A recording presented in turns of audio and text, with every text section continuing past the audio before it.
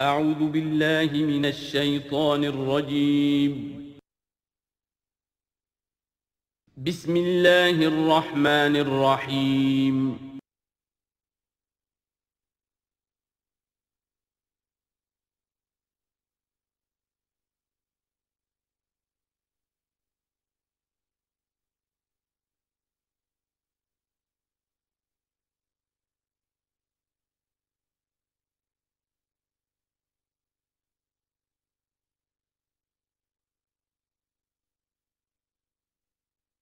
اعوذ باللہ من الشیطان الرجیم بسم اللہ الرحمن الرحیم وَلَئِن شِئْنَا لَنَذْهَبَنَّ بِالَّذِي أَوْحَيْنَا إِلَيْكَ ثُمَّ لَا تَجِدُ لَكَ بِهِ عَلَيْنَا وَكِيلًا إِلَّا رَحْمَةً مِّن رَّبِّكَ إِنَّ فَضْلَهُ كَانَ عَلَيْكَ كَبِيرًا۔ اور اے نبی اگر ہم چاہیں تو جو چیز ہم نے آپ کی جانب وحی کی ہے، یعنی یہ قرآن حکیم، اسے ہم آپ سے سلب کر لیں، لے جائیں، آپ کے سینے سے محو کر دیں اسے۔ خطاب بظاہر حضور سے ہے، اصل میں یہ لوگوں کو بتایا جا رہا ہے کہ ان کا جو مقام ہے، یہ خود بھی کہتے ہیں کہ میں انسان ہوں، مجھ پر اللہ کی طرف سے وحی آئی ہے، میں نے کوئی دعویٰ نہیں کیا، نہ خدائی کا دعویٰ کیا ہے، نہ میں نے یہ کہا ہے کہ میں فرشتہ ہوں، یہ اللہ کی دین ہے، اللہ کی عطا ہے جو وحی انہیں عطا ہوئی ہے۔ تو گویا کہ اسی بات کو مؤکد کرنے کا یہ ایک اسلوب ہے، ہم چاہیں تو جو چیز ہم نے انہیں دی ہے جب چاہیں سلب کر سکتے ہیں۔ ثم لا تجد لک بہ علینا وکیلا، پھر آپ نہ پائیں گے اپنے پاس کوئی ایسی ہستی کہ جو دوبارہ آپ کو وہ حاصل کروا دے۔ الا رحمۃ من ربک، اگر نہ ہوتی رحمت آپ کے رب کی طرف سے، یعنی آپ کی طرف سے رحمت، رب کی طرف سے رحمت آپ پر ہے، اس کے ہونے کا کوئی امکان نہیں ہے، لیکن یہ کہ اصولی اعتبار سے سمجھ لیجئے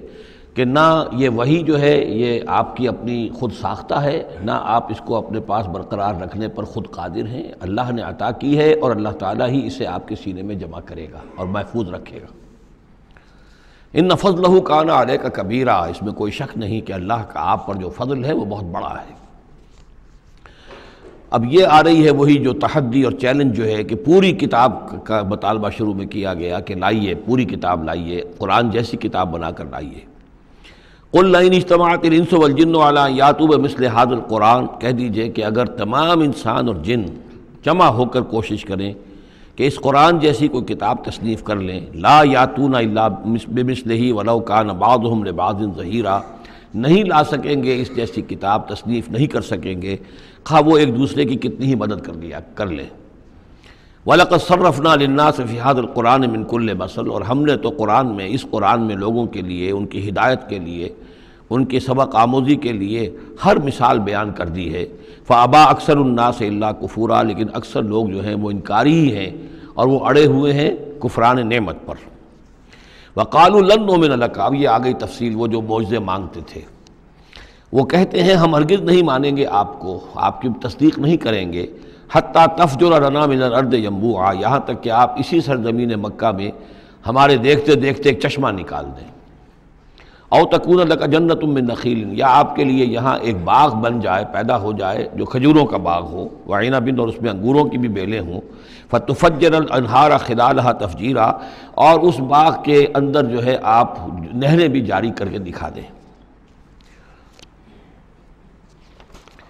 اور تسقط السماء کما زعمت علینا کسفا، یا یہ کہ پھر جیسے آپ کا خیال ہے کہ قیامت کی جو خبریں دے رہی ہیں کہ قیامت کے وقت جو ہے وہ آسمان جو ہے اس طرح ہو جائے گا اور پہاڑ جو ہے اس طرح ہو جائیں گے، تو آپ کا خیال ہے تو پھر قرآن کا آسمان کا کوئی ٹکڑا ہم پر گرا کر دکھا دیے، تسقط السماء کما زعمت علینا کسفا، کہ یہ آسمان جو ہے ٹکڑے ٹکڑے ہو کر ہم پر گر جائے۔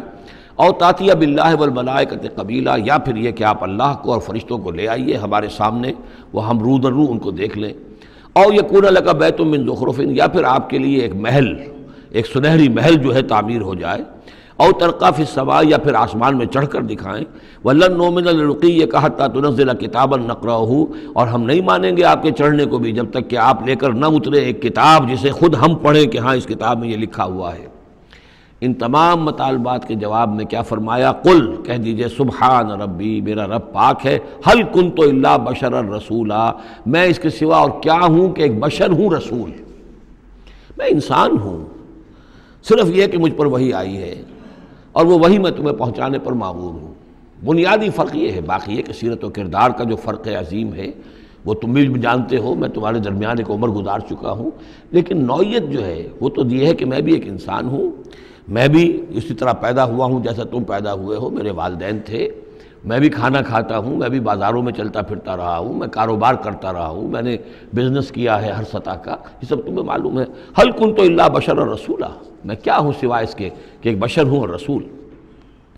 وما منع الناس ان یؤمنوا اذ جاءهم الہدی، اور نہیں روکا ہے لوگوں کو ایمان لانے سے جب کہ ان کے پاس ہدایت آ گئی، الا ان قالوا ابعث اللہ بشرا رسولا، مگر اس بات نے کہ انہوں نے کہا کہ کیا اللہ نے کسی بشر کو رسول بنا کر بھیجا ہے؟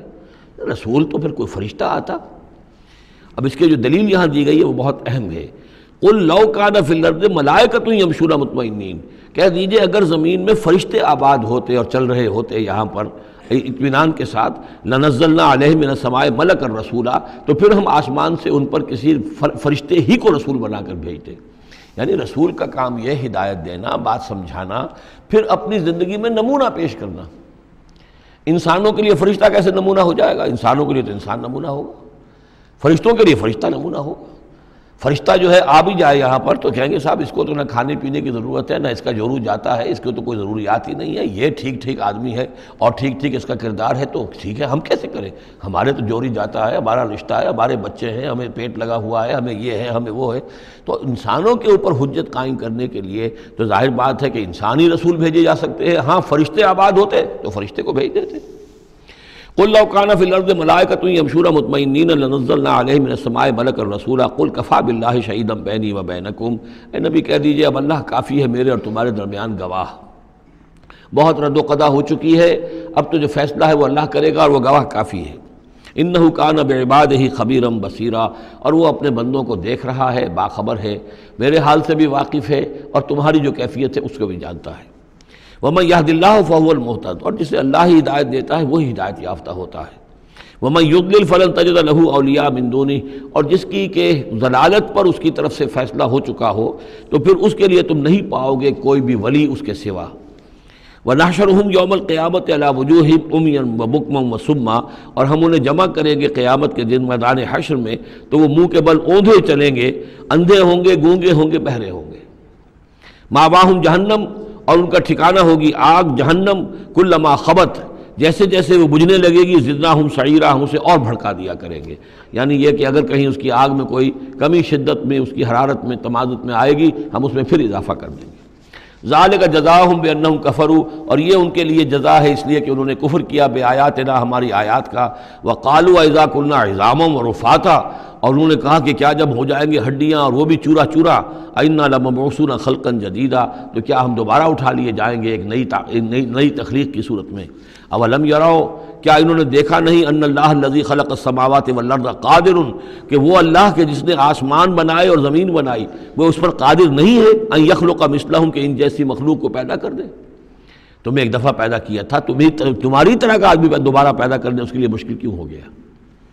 وَجَعَلَ لَهُمْ أَجَلًا لَا رَيْبَ فِيهِ، اور ان کے لیے وہ معین کر دے ایک وقت معین جس میں کوئی شک نہیں، کسی طرح کا ریب اور شک نہیں۔ فَأَبَى الظَّالِمُونَ إِلَّا كُفُورًا، تو یہ ظالم جو ہیں یہ تو انکاری ہیں اور سوائے کفران نعمت کے اور ان آیات الہیہ کے کفر کے کوئی اور روش اختیار کرنے کو تیار نہیں ہے۔ قل لو انتم تملکون خزائن رحمت ربی، اے نبی ان سے کہہ دیجئے اگر تمہارے ہاتھ میں اختیار ہوتا میرے رب کے کی رحمت کے خزانوں کا، اذا لامسکتم خشیت الانفاق، تو تم ان سب خزانوں کے دروازے بند کر دیتے، انہیں روک کر رکھتے کہ کہیں خرچ نہ ہو جائے، تمہارے اندر تو اس قدر بخل ہے۔ وکان الانسان قتورا، انسان ہے بہت ہی دل کا تنگ۔ وَلَقَدْ آتَيْنَا، آپ دیکھیے اس سورہ مبارکہ کا پہلا رکوع جو تھا اس میں بھی بنی اسرائیل کی تاریخ، لیکن حضرت موسیٰ علیہ السلام کا وہاں سے ذکر شروع کیا کہ ہم نے انہیں کتاب دی، وَآتَيْنَا مُوسَى الْكِتَابَ وَجَعَلْنَاهُ هُدًى لِبَنِي اسرائیل۔ اور یہ واقعہ کب ہوا ہے کہ جبکہ مصر سے وہ نکل کر آ چکے تھے صحرائے سینا میں، گویا کہ پوری داستان جو مصر کی تھی اس کا وہاں پر تذکرہ نہیں ہے، لیکن اس سورہ مبارکہ کے آخری رکوع میں پھر حضرت موسیٰ کا ذکر آ رہا ہے۔ یہ گویا کہ خاص اسلوب ہے اس قرآن مجید کی صورتوں کا، خاص طور پر جو صورتیں کہ ایک ہی وقت میں خطبے کی شکل میں نازل ہوں، ان کی ایک تو یہ کہ ابتدائی اور آخری آیات جو ہیں ان کی ایک خصوصی اہمیت اور فضیلت ہوتی ہے، اور دوسرا یہ کہ ان کے اندر خاص ربط ہوتا ہے۔ تو بنی اسرائیل کی تاریخ کے بعد کے ادوار وہاں آئے ہیں، لیکن جو مصر کے اندر ان کے ساتھ ہوا ہے اس کا ذکر اب یہاں ہو رہا ہے۔ وَلَقَدْ آتَيْنَا مُوسَىٰ 9 آیات بینات، اور ہم نے موسیٰ کو 9 نشانیاں دی تھی روشن۔ 2 نشانیاں تو وہ تھیں کہ جو وہ اولین مرحلے پر اللہ تعالیٰ نے ان کو دی تھیں، یعنی یہ کہ ایک عصا جو کہ وہ سانپ بن جاتا تھا یا اژدہا بن جاتا تھا، اور دوسرے ان کا وہ ہاتھ کہ جو چمکنے لگتا تھا۔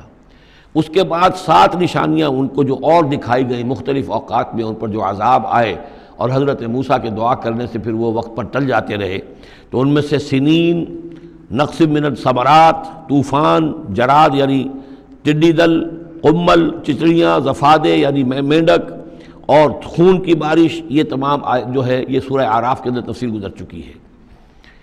لقد آتینا موسیٰ 9 آیات بینات فصل بنی اسرائیل اذ جاءہم، تو ذرا پوچھ لو ان بنی اسرائیل سے کہ جب موسیٰ ان کے پاس آئے، فقال له فرعون، تو فرعون نے ان سے کہا انی لاظنک یا موسیٰ مسحورا، کہ میں تو یہ سمجھتا ہوں کہ اے موسیٰ تم پر کوئی جادو ہو گیا ہے۔ اب دیکھیے یہی لفظ آیا یہاں پر جو حضور کے بارے میں صورت میں آیا ہے، ان تتبعون الا رجلا مسحورا، تم نہیں پیروی کر رہے ہو مگر ایک ایسے شخص کی جس کے اوپر سحر ہو گیا ہے۔ یہی بات کہی گئی تھی حضرت موسیٰ علیہ السلام سے۔ فرعون نے کہا انی لاظنک یا فرعون مسحورا، اے فرعون میں تو یہ سمجھتا ہوں کہ تم پر جادو ہو گیا ہے۔ قال لقد علمت ما انزل هؤلاء الا رب السماوات والارض، اب ظاہر بات ہے کہ یہ حضرت موسیٰ علیہ السلام ہے، ویسے بھی جلالی مزاج تھا ان کا، پھر یہ فرعون جس سے یہ مکالمہ ہو رہا ہے ان کے چھوٹے بھائی کے مانند بھی تھا، تو اس کے اسی انداز میں بات کر رہے ہیں، اس میں تنتنا وہی ہے۔ لقد علمت، تجھے خوب معلوم ہے، ما انزل هؤلاء، نہیں اتارا ہے ان نشانیوں کو، الا رب السماوات والارض، مگر اسی نے کہ جو آسمانوں اور زمین کا مالک ہے، بصائر، سجھانے کے لیے، دکھانے کے لیے، تمہاری آنکھیں کھولنے کے لیے۔ وَإِنِّي لَأَظُنُّكَ يَا فِرْعَوْنُ مَصْبُورًا، اور اے فرعون تو سمجھتا ہے کہ مجھ پر جادو ہو گیا ہے، اب میں یہ سمجھتا ہوں کہ تو تباہی اور ہلاکت کے کنارے تک پہنچ چکا ہے، اب تیری بربادی اور تیری ہلاکت یقینی ہے۔ فَأَرَادَ أَن يَسْتَفِزَّهُم مِّنَ الْأَرْضِ، تو فرعون نے ارادہ کیا کہ انہیں اکھاڑ پھینکے زمین سے، یعنی جو بھی اس نے شکل اختیار کی تھی کہ لڑکوں کو قتل کرو اور لڑکیوں کو زندہ رکھ لو، ظاہر بات ہے قوم کے استحصال کا اور اس کو ختم کرنے کا اس سے اور زیادہ عمدہ ذریعہ کیا ہو سکتا ہے۔ فَأَغْرَقْنَاهُ وَمَن مَّعَهُ جَمِيعًا، تو غرق کر دیا ہم نے اس کو اور اس کے جتنے بھی لوگ اس کے ساتھ تھے ان سب کو۔ وَقُلْنَا مِن بَعْدِهِ لِبَنِي إِسْرَائِيلَ اسْكُنُوا الْأَرْضَ، اور پھر ہم نے کہہ دیا بنی اسرائیل سے ان کے اس کے بعد کہ اب زمین میں تم آباد ہو جاؤ۔ فَإِذَا جَاءَ وَعْدُ الْآخِرَةِ جِئْنَا بِكُمْ لَفِيفًا، جب پھر اگلا وعدے کا وقت آئے گا، پچھلے وعدے کا وقت آئے گا تو ہم لے آئیں گے تمہیں سب کو سمیٹ کر۔ یہ وعد الآخرہ سے مراد اکثر و بیشتر تو لیا گیا آخرت کا وعدہ، جب قیامت آئے گی، یعنی تم زمین میں رہو، قیامت آئے گی تم سب کو ہم جھاڑو پھیر کر جمع کریں گے، سب کے سب جمع ہوں گے، ایک میدان حشر میں آئیں گے، سب کے سب جمع ہو جائیں گے، جیسے کہ کہیں جو ہے وہ باغ میں جو ہے جھاڑو دی جاتی ہے اور سب کو جمع کر لیا جاتا ہے، تنکوں وغیرہ کو، جئنا بکم لفیفا، تم سب کو لپیٹ کر لے آئیں گے۔ لیکن میرا گمان یہ ہے کہ اس کے اندر اشارہ ہے اس بات کی طرف کہ جو ڈائسپورا کا پیریڈ جو چل رہا تھا بنی اسرائیل کی تاریخ کا، جو شروع ہوئے حضور کی بعثت کے وقت جو ہے 500 برس ہو چکے تھے، اور جب یہ صورت نازل ہو رہی ہے تو گویا کہ 550 برس ہو چکے تھے ان کے ڈائسپورا کو، اس لیے کہ 40 برس کی عمر میں تو حضور پر وحی شروع ہوئی ہے اور کم سے کم 10-12 سال اور بیت چکے ہیں۔ 550 برس سے وہ نکال دیے گئے تھے سرزمین فلسطین سے، اور وہ منتشر ہو گئے تھے پوری زمین میں، کوئی کہیں کوئی کہیں کوئی کہیں، لیکن اشارہ کیا جا رہا ہے کہ جب آخرت کا وقت قریب آئے گا تو تم سب کو سمیٹ کر لے آئیں گے، جیسے کہ آج ان کو جھاڑو پھیر کر پوری دنیا میں یہودیوں کو فلسطین میں جمع کیا جا رہا ہے۔ اس لیے کہ ان کا جو آخری جو انجام ہے، جس سزا کے یہ مستحق ہو چکے تھے حضرت مسیح علیہ السلام کو رد کر کے، اور جس سزا کی مزید توثیق ہو گئی جبکہ انہوں نے حضور پر بھی ایمان لانے سے انکار کر دیا، تو اب یہ کنڈیمڈ پرزنرز کے مانند ہیں کہ اب ان کی سزا تو ہو چکی ہے لیکن اس کی ایگزیکیوشن ابھی باقی ہے۔ وہ ایگزیکیوشن جو ہے اور قریب وہ وقت آنے والا ہے کہ جب ان کی ایگزیکیوشن ہوگی، اور ظاہر بات ہے پوری دنیا میں پھیلے ہوئوں کے لیے وہ ایگزیکیوشن جو ہے اس کے بجائے بہتر شکل یہ کہ ان کو سمیٹ کر لے آیا جائے۔ تو در حقیقت یہ گریٹر اسرائیل کا قیام جو بھی ہو رہا ہے، اسرائیل تو قائم ہو گیا ہے اور عین ممکن ہے کہ گریٹر اسرائیل بھی قائم ہو جائے جیسا کہ ان کا نقشہ ہے، لیکن یہ کہ وہ ان کا گریٹر گریو یارڈ بنے گا، پھر بالآخر حضرت مسیح ہی زمین پر دوبارہ نازل کیے جائیں گے اور انہی کے ذریعے سے اس قوم کی ہلاکت ہوگی آخری۔ تو جب وہ وقت آئے گا قیامت کے وعدے کا تو پھر ہم تمہیں لے آئیں گے سمیٹ کر، پوری دنیا میں سے جھاڑو پھیر کر تمہیں سب کو ایک جگہ جمع کر لیں گے۔ واللہ عالم۔ اب اس کے بعد پھر اس سورہ مبارکہ کی آخری آیات میں قرآن مجید کا تذکرہ جو ہے بڑے شاندار الفاظ میں ہے، وَبِالْحَقِّ أَنزَلْنَاهُ وَبِالْحَقِّ نَزَلَ، اس کو تو جب تک اس طرح زور دے کر نہ پڑھا جائے تو اس کا جو اصل جو ہے اس کا اثر وہ ظاہر نہیں ہوتا۔ اس قرآن کو ہم نے حق کے ساتھ نازل کیا ہے اور یہ حق کے ساتھ نازل ہوا ہے۔ یہ بالکل ایسے ہی ہے جیسے کہ سورۃ طارق میں ہے وما هو بالهزل انه لقول فصل وما هو بالهزل۔ یہ قرآن اب قول فیصل بن کر نازل ہوا ہے، جیسے کہ حضور نے فرمایا، حضرت عمر رضی اللہ تعالیٰ عنہ راوی ہیں کہ ان اللہ یرفع بہذا الکتاب اقواما ویضع بہ آخرین۔ اب اللہ تعالیٰ اسی کتاب کی بدولت قوموں کو اٹھائے گا، مسلمانوں کو اٹھایا، عروج پر پہنچایا، اور اب ہم مسلمانوں نے اسے ترک کر دیا تو ہمیں زمین پر گرا دیا ہے۔ خار از محجوری قرآن شدی شکوہ سنجے گردش دوران شدی، اے چو شبنم برزمی افتندئی در بغل داری کتاب زندگی، وبالحق انزلناہ وبالحق نزل وما ارسلناک الا مبشرا ونذیرا۔ اور اے نبی ہم نے نہیں بھیجا ہے آپ کو مگر بشارت دینے والا اور نذیر بنا کر، خبردار کرنے والا۔ وقرآنا فرقناہ، اور یہ قرآن جو ہے اس نے ہم نے ٹکڑے ٹکڑے کر کے بھیجا ہے، تھوڑا تھوڑا کر کے بھیجا ہے، ایک دم پورا نہیں اتار دیا ہے۔ لتقرؤوا علی الناس علی مکث، تاکہ آپ یہ پڑھیں لوگوں پر، لوگوں کو سنائیں پڑھ کر، ٹھہر ٹھہر کر، حالات کے مطابق، جن حالات سے کہ آپ کی دعوت اور تحریک گزر رہی ہو اسی کی مناسبت سے آیات نازل ہوں۔ سابقہ رسولوں کے حالات میں سے بھی جو واقعات کے اس دور کے ساتھ مناسبت رکھنے والے ہیں انہی کا تذکرہ کیا جائے۔ وَنَزَّلْنَاهُ تَنزِيلًا، اور ہم نے اس کو اتارا ہے تھوڑا تھوڑا کر کے۔ قُلْ آمِنُوا بِهِ أَوْ لَا تُؤْمِنُوا، اے نبی کہہ دیجئے تم اس پر ایمان لاؤ خواہ نہ لاؤ۔ ان الذین اوتوا العلم من قبلہ، یقیناً وہ لوگ جنہیں اس سے پہلے علم دیا گیا تھا، اذا یتلیٰ علیہم، جب یہ قرآن ان کو پڑھ کر سنایا جاتا ہے، یخرون للاذقان سجدا، تو وہ اپنی ایڑیوں کے، اپنی ٹھوڑیوں کے بل سجدے میں گر پڑتے ہیں۔ ویقولون، اور کہتے ہیں سبحان ربنا، یہ یقیناً ہوں گے جب قرآن یہ کہہ رہا ہے تو یہود کے علماء میں سے اس وقت جب تک کہ براہ راست جو کنفرنٹیشن نہیں ہوئی تھی، حضور ابھی مدینے نہیں آئے تھے، دور دور سے خبریں آ رہی تھیں، تو بعض لوگ ہوں گے کہ جو دل کے اندر ان کے یہ نیکی کے جذبات جو ہیں وقتی طور پر اٹھے ابھرے، اور انہوں نے قرآن مجید کو پہچان کر پھر یہ کہ وہ سجدے میں گرے اللہ کے سامنے۔ وَيَقُولُونَ سُبْحَانَ رَبِّنَا إِن كَانَ وَعْدُ رَبِّنَا لَمَفْعُولًا، اور وہ کہتے ہیں پاک ہے ہمارا رب، اور یقیناً ہمارے رب کا وعدہ تو پورا ہو کر رہنا ہی تھا۔ اللہ کا تو وعدہ تھا، اللہ نے کہا تھا کہ ایک آخری نبی میں بھیجوں گا، اللہ نے کہا تھا اس کے منہ میں اپنا کلام ڈالوں گا۔ یہ کتاب استثناء جو ہے ڈیٹرانومی، اس کا باب جو ہے 18، اس کی 18 اور 19ویں آیات کے اندر ہے کہ میں ان کے بھائیوں میں سے اے موسیٰ تیرے مانند ایک نبی اٹھاؤں گا، ان کے بھائیوں میں سے، بنی اسرائیل کے بھائی بنی اسماعیل، ان میں سے تیرے مانند ایک نبی اٹھاؤں گا اور اس کے منہ میں اپنا کلام ڈالوں گا، اور وہ لوگوں سے وہی کچھ کہے گا کہ جو میں اسے بتاؤں گا۔ اب اس کی مصداق آ گیا، ان کان وعد ربنا لمفعولا، یقیناً ہمارے رب کا وعدہ تو پورا ہونا ہی تھا۔ وَيَخِرُّونَ لِلْأَذْقَانِ يَبْكُونَ، اور وہ گر پڑتے ہیں اپنی ٹھوڑیوں کے بل روتے ہوئے۔ وَيَزِيدُهُمْ خُشُوعًا، اور ان کے اندر خشوع اور خضوع کے اندر اضافہ ہو جاتا ہے۔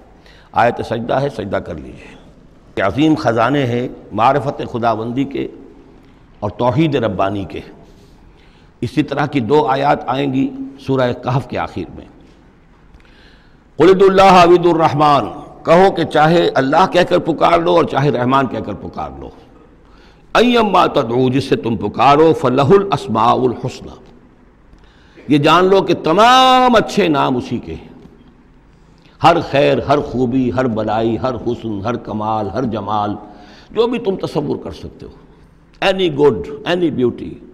اینی پرفیکشن، جس چیز کا تصور کرو وہ اللہ کی ذات میں بتمام و کمال موجود ہے۔ فللہ الاسماء الحسنی،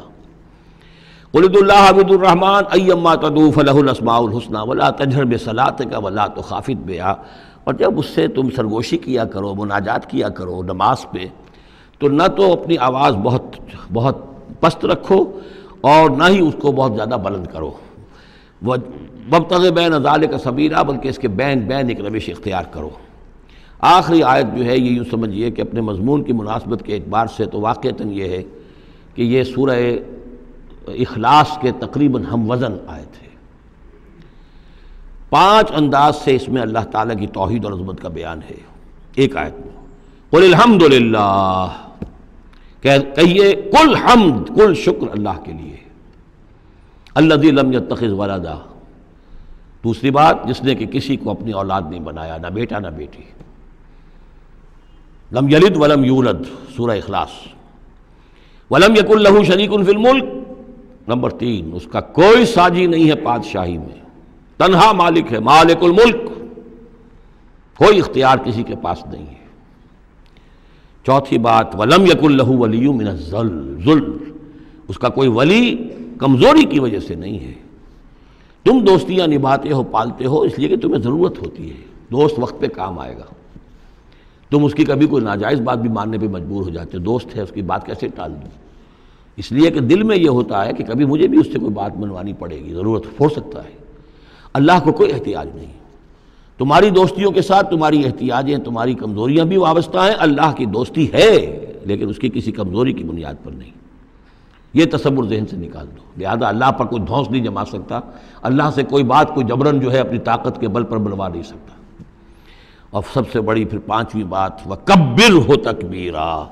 اس کی تکبیر کرو جیسے کہ تکبیر کا حق ہے۔ اور تکبیر کرو کہ میں نے ترجمہ کیا ہے، تکبیر کہنے سے صرف نہیں ہو جاتی، اللہ اکبر کہنا جو ہے یہ تو صرف ایک پہلا درجہ ہے۔ ہم نے کہا اللہ بڑا ہے، اللہ کو بڑا کرو جیسا کہ بڑا ہونا چاہیے۔ تمہاری پارلیمنٹ میں اس کی بڑائی مانی جائے، طے ہو اس پارلیمنٹ کے اوپر تلوار لٹکی ہوئی ہے، کتاب و سنت کے خلاف کوئی قانون سازی یہاں نہیں ہو سکتی، تب معلوم ہوا کہ اس پارلیمنٹ میں اللہ بڑا ہے۔ تمہاری عدالت کے اندر اللہ بڑا ہو، معلوم ہو کہ اللہ کے قوانین کے خلاف یہاں کوئی فیصلہ نہیں ہو سکتا۔ وَمَن لَّمْ يَحْكُم بِمَا أَنزَلَ اللَّهُ فَأُولَٰئِكَ هُمُ الْكَافِرُونَ، جب تک اس پر عمل نہیں ہوتا اللہ بڑا کہاں ہے؟ اللہ کو تو آپ نے مسجدوں میں بند کر دیا، مسجدوں میں رہو، بس یہاں ہم تیری تکبیر بھی کریں گے، جو بھی ہے، جو بھی ہم کچھ تسبیح تحمید کرتے رہیں گے، بازار سے باہر نہ، مارکیٹ میں بھی کوئی اور چیز بڑی ہے، گھر میں بھی بیوی بڑی ہے، کیا کریں بیوی نہیں مانتی، کیا کریں جی عورتیں نہیں مانتی۔ بات تو واقعی غلط ہے، آپ جو کہہ رہے ہیں بات صحیح ہے، لیکن کیا کریں عورتیں نہیں مانتی۔ کون بڑا ہے؟ بڑا تو پھر اللہ نہیں ہے۔ کبرہ تکبیرا، اسے بڑا کرو جیسے کہ بڑا کرنے کا حق ہے۔ تو یہ 5 اسلوب ہیں اس میں کہ جو توحید کے بیان ہوئے ہیں۔ سورۃ الکہف، بسم اللہ الرحمن الرحیم، الحمد للہ الذی انزل علی عبدہ الکتاب ولم یجعل لہ عوجا۔ یہ پوائنٹ میں نوٹ کرا چکا ہوں کہ آخری آیت کیا تھی؟ قل الحمد للہ، کہو قل حمد اللہ کے لیے ہے۔ یہ آخری آیت تھی سورہ بنی اسرائیل کی، اور سورہ کہف کی آیت شروع ہو رہی ہے الحمد للہ الذی، گویا کہ اس حکم کی تعمیل جو ہے اس سے آغاز ہو رہا ہے اس سورہ مبارکہ کا۔ اس کو میں نے کہا تھا یہ انٹر لاکڈ ہیں دونوں صورتیں جو ہیں۔ جیسے آتا ہے تورات میں کہ حضرت یعقوب اپنے بھائی عیسو کی ایڑیاں پکڑے ہوئے تولد ہوئے، یہ جڑواں پیدا ہوئے تھے، 2 بھائی عیسو اور یعقوب۔ عیسو بڑے تھے، یعنی بڑے اس معنی میں جو بھی ہوتے ہیں جڑواں، ان میں جو پہلے جس کی ولادت ہو جائے وہ بڑا ہوتا ہے، چاہے 2 منٹ کا فرق ہو، 5 منٹ کا فرق ہو۔ تو اس کی ولادت کے بعد پھر حضرت یعقوب، تو عقب کہتے پیچھے کو، پیچھے آنے والا، یعقوب اس لیے ان کا نام پڑ گیا ہے کہ یہ پچھلا ہے۔ جو پہلا تھا وہ عیسو تھا، عیسو کے بارے میں کچھ معلوم نہیں، ان کی اولاد وغیرہ کدھر گئی، بہرحال وہ ایک علیحدہ بحث ہے۔ تو اسی طریقے سے یہ سورہ کہف جو ہے گویا کہ سورہ بنی اسرائیل کی ایڑیاں پکڑے ہوئے قرآن مجید میں وارد ہو رہی ہے۔ اس میں آپ دیکھیے الحمدللہ الذی انزل علی عبدہ، وہی اللہ تعالیٰ نے اللہ کے اپنے رسول کی جو نسبت ہے اس کو عبد کے نمایاں کیا ہے، کتاب نازل کی ولم یجعل لہ عوجا، اور اس میں کوئی کجی نہیں رکھی، قیما، سیدھی، ٹھیک ٹھیک، روشن، مبین، لینذر بأسا شدیدا۔ اب یہ ہے لفظ جو بہت زیادہ غور کرنے کے قابل ہے۔ اس کتاب کے حضور پر نزول کے مقاصد میں سے ایک یہ بھی ہے خبردار کر دیں ایک بہت بڑی آفت سے۔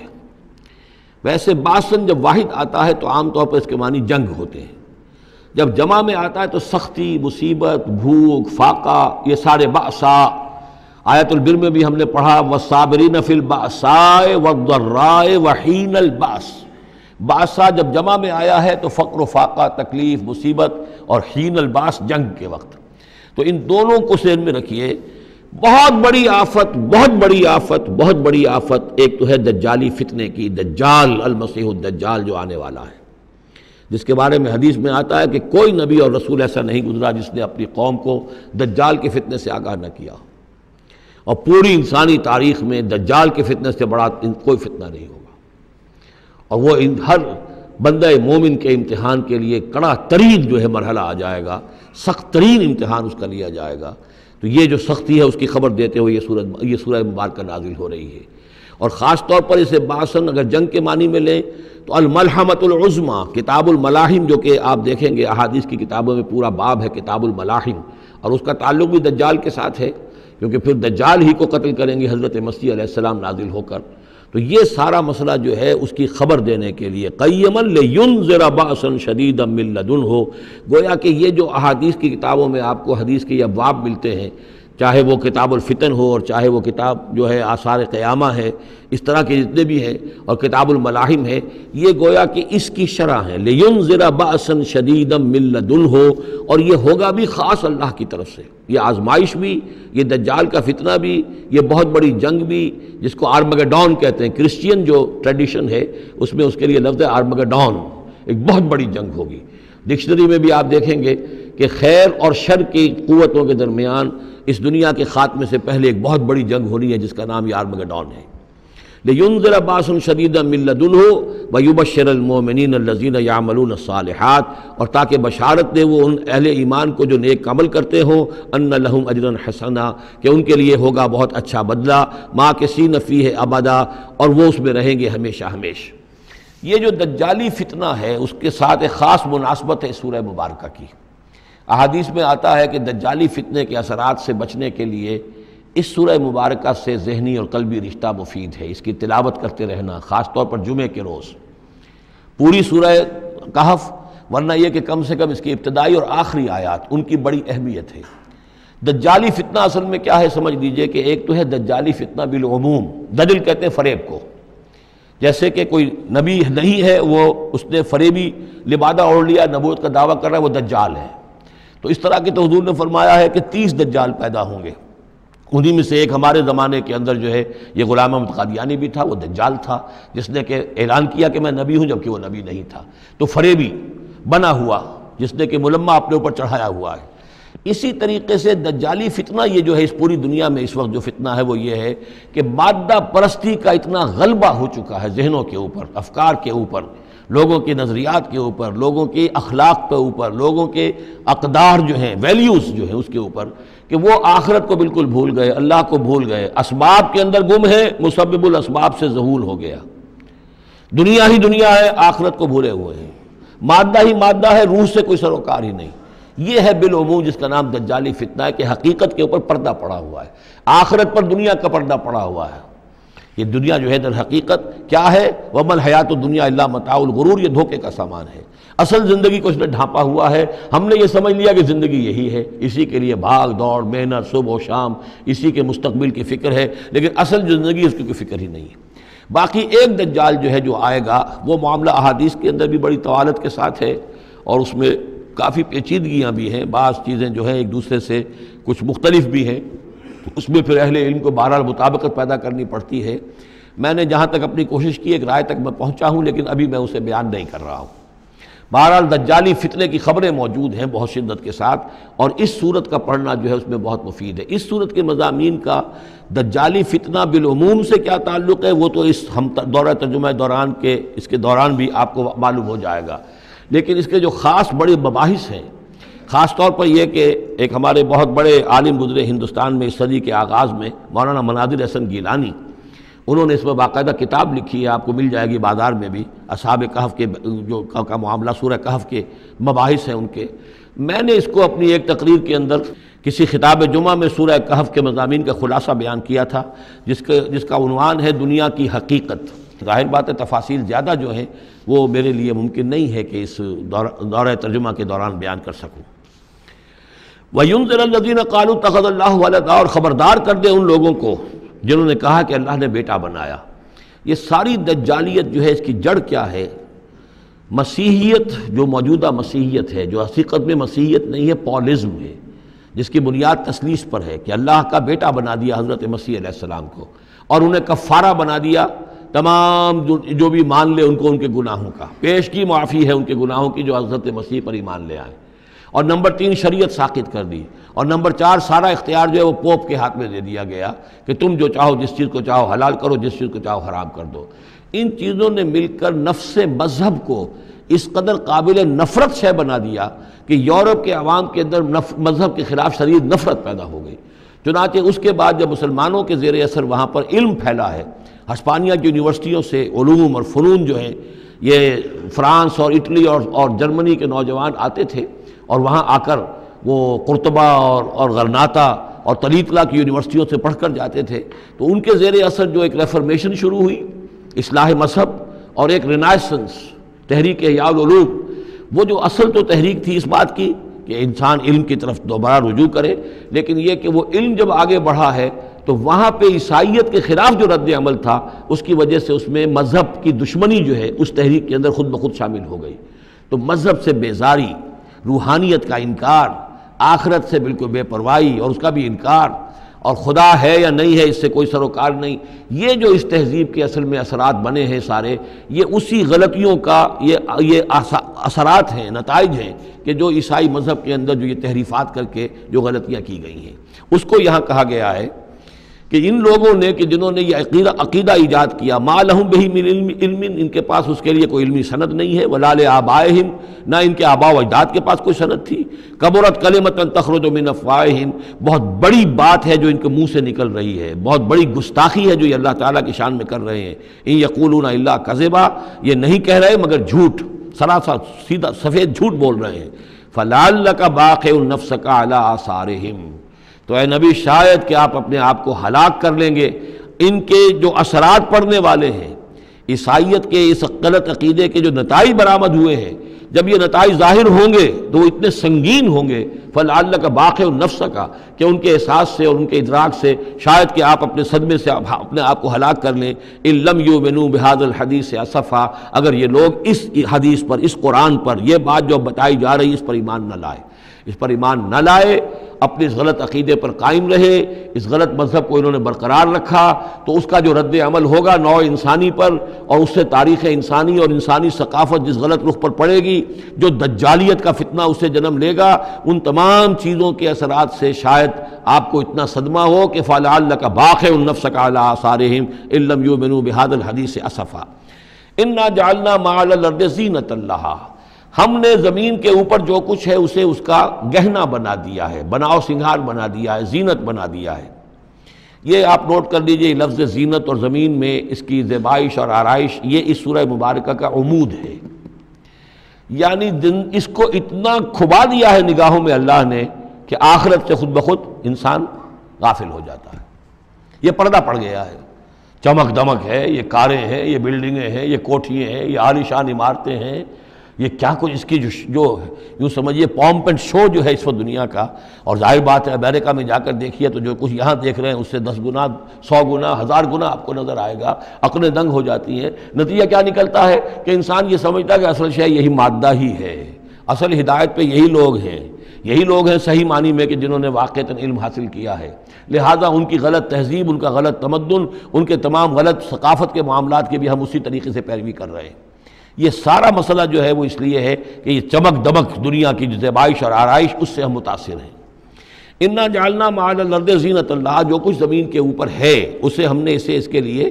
بناؤ سنگھار بنا دیا، لنبلوہم، تاکہ ہم آزمائیں ان کو، ایہم احسن عملا، کون ہے ان میں سے اچھے عمل کرنے والا۔ یعنی اب یوں دیکھیے وہ شعر جو ایک ہے، اگرچہ ذرا تھوڑا سا شان باری تعالیٰ کے اعتبار سے تو شاید اتنا مناسب نہ ہو، لیکن یہ کہ مفہوم کو ادا کرتا ہے کہ رخ روشن کے آگے شمع رکھ کر وہ یہ کہتے ہیں ادھر آتا ہے دیکھیں یا ادھر پروانہ جاتا ہے، ایک طرف ذات باری تعالیٰ ہے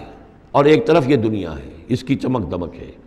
اب یہ پروانہ جو ہے یہ انسان، اس کا امتحان ہے، آیا یہ اللہ اور آخرت کی طرف جا رہا ہے یا دنیا کی طرف اور دنیا کی زیبائش اور آرائش کی طرف جا رہا ہے۔ جو زیبائش اور آرائش کی طرف چلا گیا وہ گیا، وہ تباہ و برباد ہو گیا، فقط خسر خسرانا مبینہ۔ اور جس نے اس دنیا کی زیبائش اور آرائش اس سے منہ موڑ کر وہ جو حقیقت جو اصل حسن ازلی ہے اللہ تعالیٰ کا اور اس کا جو جلال اور کمال ہے اور جو آخرت کی نعمتیں ہیں ان کو اختیار کر لیا، وہ کامیاب ہو گیا۔ تو امتحان اتنا ہی ہے کہ رخ روشن کے آگے شمع رکھ کر وہ یہ کہتے ہیں ادھر جاتا ہے دیکھیں یا ادھر پروانہ آتا ہے۔ وَإِنَّا لَجَاعِلُونَ مَا عَلَيْهَا صَعِيدًا جُرُزًا، اور یہ کہ جو کچھ بھی اس پر ہے ہم ایک وقت آئے گا کہ اس کو بنا کر رکھ دیں گے جیسے کہ میدان جس میں سے کہ فصل کاٹ لی گئی ہو۔ جب قیامت ہوگی کیا ہوگا یہاں پر، اسی زمین کو نہ یہاں پہ کوئی وہ پہاڑ رہ جائیں گے، کوٹ کوٹ کر چپٹی کر دی جائے گی، نہ یہ آپ کے پاس جو ہیں وہ اسکائی اسکریپرز رہ جائیں گے، نہ یہ اعلیٰ شان عمارتیں ہوں گی، کچھ نہیں ہوگا، یہ سب برابر ہوگا جیسے کہ کسی کھیت کے اندر فصل کاٹ دی جاتی ہے تو اب وہ پڑا ہوتا ہے ویران، وَإِنَّا لَجَاعِلُونَ مَا عَلَيْهَا صَعِيدًا جُرُزًا، ہم اسے کر کے چھوڑیں گے ایسا کھیت کہ جہاں پر چورا پڑا ہوا ہو، صرف بچا کھچا جو ہے وہ اس کا توڑی کا اور کچھ نہ ہو۔ ام حسبت ان اصحاب الکہف والرقیم کانوا من آیاتنا عجبا، اب یہاں سے اصحاب کہف کی بات شروع ہو رہی ہے، کیونکہ پوچھوایا تھا یہودیوں نے اصحاب کہف کون تھے۔ کیا تم سمجھتے ہو کہ اصحاب الکہف والرقیم، رقیم جو ہے ان کی تختی تھی ایک جس کے اوپر ان کے حالات لکھ کر، جو ان کے ایک جو کہف تھی ان کی غار جو تھی اس کے اوپر لگا دی گئی تھی، تو انہیں اصحاب الکہف بھی کہتے ہیں، اصحاب الرقیم بھی کہتے ہیں، یہ دونوں انہیں ایک ہی گروہ کے نام ہیں۔ کیا وہ تمہارے خیال میں ہماری بڑی عجیب آیات میں سے تھا؟ یعنی واقعتاً بات تو ایک غیر معمولی تھی، لیکن حقیقت میں ہمارے ہاں تو ہماری تخلیق میں، ہماری صنائی میں اس سے ہزاروں گنا زیادہ عجیب باتیں ہوتی ہیں، ہمارے لیے تو وہ کچھ ہے ہی نہیں کسی بھی درجے میں، تم سمجھتے ہو کہ شاید وہ بہت بڑی بات ہے۔ یہ سابق کہف کا جو قصہ ہے، اب میں سمجھتا ہوں کہ پورے وثوق کے ساتھ ہم کہہ سکتے ہیں کہ یہ قصہ کیا تھا۔ دیکھیے، جب حضرت مسیح علیہ السلام آئے ہیں تو یہ پورا علاقہ جو ہے فلسطین کا، اور یہاں پہ جو آپ نے تبلیغ کی ہے، تو یہ اس وقت رومن امپائر کا ایک حصہ تھا۔ اگرچہ مقامی طور پر ایک لوکل بادشاہ جو تھا یہودی وہاں پر حکومت کر رہا تھا، لیکن وہ پپٹ تھا، اصل میں تو حکومت جو تھی رومیوں کی، جو رومی تھے بت پرست۔ اور اس کے بعد چونکہ انہوں نے بغاوت کی، حضرت مسیح تو اٹھا لیے گئے